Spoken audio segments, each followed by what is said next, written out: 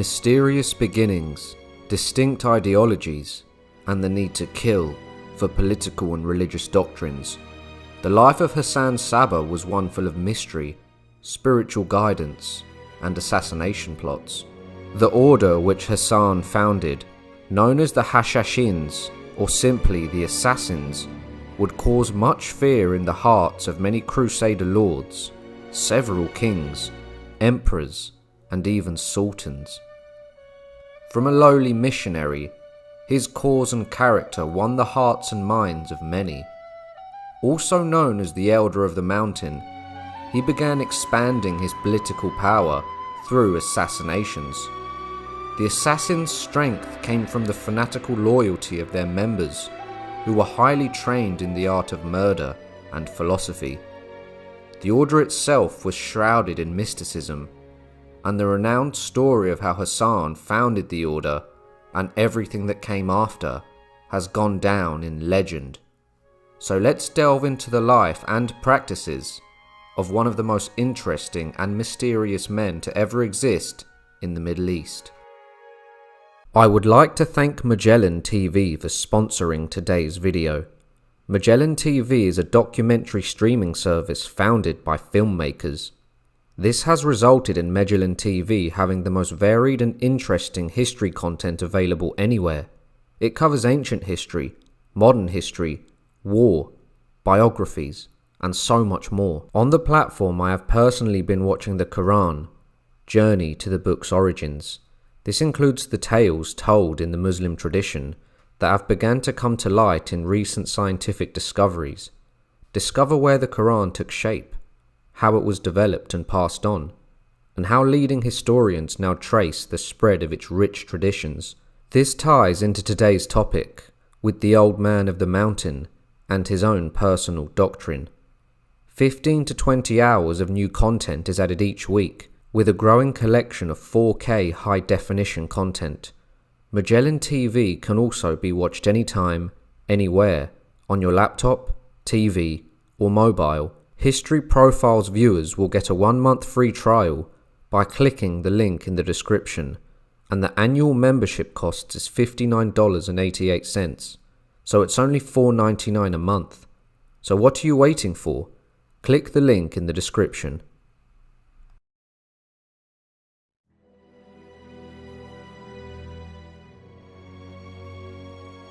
Many sources state that Hassan was born in the city of Qom in the 1050s. However, early in his life, his family would move to Ray in Iran. Ray was a city that had a history of Islamic thought. It was here that Hassan would develop an interest in the metaphysical and spiritualism. Hassan was also an extremely clever and studious boy. He would study palmistry, language, philosophy, astronomy and mathematics. At the age of 17, Hassan converted to Islam and swore allegiance to the Fatimid Caliph in Cairo. Hassan was extremely devout, and many elders would be impressed by his eagerness to learn. Soon enough, he would embark on his journey to Cairo. Along the way, he would travel to many different regions. He went to Azerbaijan and Armenia. Hassan at this point was already an expert conversationalist, and his charisma was second to none. He wouldn't shy away from a debate if he disagreed with something, as he was devout in his ideologies regarding the Shia aspect of Islam. This would lead to Hassan getting thrown out of towns regularly. He would go to Damascus in Syria, Palestine, and would finally reach Egypt in 1078. It is unclear for how long he stayed in Egypt, but he would continue studying, as was his way, and he became a full-on missionary. While he was in Cairo, he would study and preach, but he soon ran into some problems. He was thrown in jail due to political reasons, as he would spread the word of the Shia, but he was quickly released and deported. This only emboldened Hassan, and he once again travelled around the world. He toured extensively throughout Persia, and he eventually ended up in northern Iran. Nizam al-Mulk, the de facto ruler of the Seljuk Empire, would order Hassan to be captured and arrested, and would dispatch soldiers to look for him. as the doctrine he was preaching was different to that of the Sunni Muslim. With Hassan now being a wanted man, he had to search for a base to hide out in. He was living in the northern town of Qazvin, which was 60 kilometers from Alamut Castle, a mountain fortress which was thought to be impregnable from any military attack. It was also fabled for its heavenly gardens, library, and ancient laboratories where philosophers, scientists, and theologians could debate in intellectual freedom. Hassan had not only stumbled upon a fortress in which he would be safe from the ruler of the Seljuk Empire, but he could also continue his love for studying and controversial debate. Hassan was just one man though. He had no army or warriors loyal to him, so how would he take the castle? In the summer of the year 1090, Hassan would journey toward the mountain fortress. As an expert conversationalist and a charming man, he would gain the friendship and loyalty of many of the soldiers at the castle, but he was careful to not attract the attention of the castle's lord, as one mishap, and he would be arrested. With the castle deputy now on his side, the only new employees of the fortress would be converts who Hassan or his trusted missionaries had interacted with directly. With the castle now full of Hassan's allies, he was able to take the castle without any bloodshed. When the time came, he confronted the lord of the castle and simply told him the castle was his. The shift of power had turned, as the guards and soldiers now stood guard for Hassan.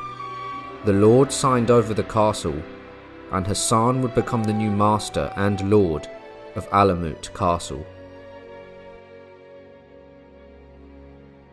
Hassan would soon begin to change though. His Islamic religious group believed that Islam should be led by the descendants of Muhammad. However, Hassan would form a splinter group.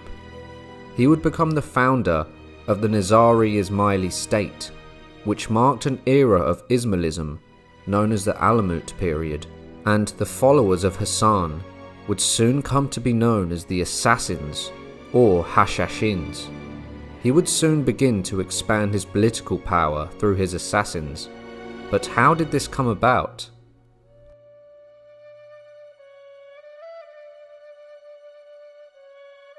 According to legend, Hassan's loyal followers and friends who he had amassed through his charisma and near infallible speeches throughout his travels and in the castle itself would search the land for young, strong teenage boys with fighting potential. Hassan's followers would then drug the young boys with hashish, and they would fall into a deep slumber. When they awoke, they would find themselves in the secret and wondrous garden of Alamut Castle. The boys were surrounded by the most beautiful women they had ever seen, and the wonders of the garden made the young teenage boys think they had arrived in paradise. After a few days, the boys were re-drugged, but now when they awoke, they were in the castle. In order to return to the garden, they would need to follow Hassan's orders. The boys had such a phenomenal time in the gardens that they no longer feared death and longed to die to return to the heavenly garden paradise, or so the story goes. Hassan's ultimate goal was for all Muslims to adopt the Shia doctrine that he believed to be correct regarding Islam. It is believed that Hassan lost himself in the fortress of Alamut, and the library supposedly contained over 200,000 books on a variety of subjects, including political power, philosophy, religion, and the control of the spirits.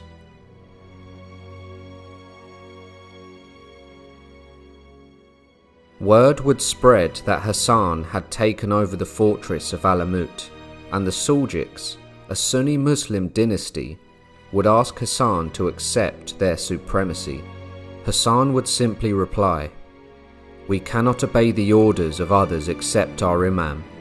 The maternal glory of kings cannot impress us." He then said, "Tell your king to let us live at our cell in peace." We will be compelled to take arms if we are tested. The army of the militia has no spirit to fight with our warriors, who do not give importance to this little span of life. Soon enough, the Seljuk forces would lay siege to the fortress of Alamut. Unable to take it by storm, they would starve Hassan out and cut off his water supply. Hassan would refuse to surrender and persuaded his garrison to continue to resist, declaring to have received a special message from Imam Mustansir Billah from Cairo, who promised them good fortune. Due to Hassan's strong belief in his doctrine, this gave him a ray of hope.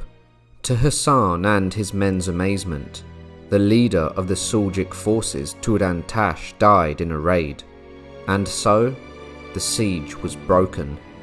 This kindled a flame of enthusiasm that glowed hidden in the hearts of Hassan's followers. The spirit of deep-rooted faith was now completely there for all of Hassan's men, and this painful victory strengthened the root of Ismailism at Alamut. Hassan at his core was still a man of peace, and would try to dissuade the Sultan of the Seljuk Turks from his attacks, but it was in vain. Hassan's men had now been trained in the art of murder, stealth, martial arts, and were experts with several weapons. As well as being expert warrior assassins, they were also fanatically loyal to him and his cause, and Hassan would finally unleash one.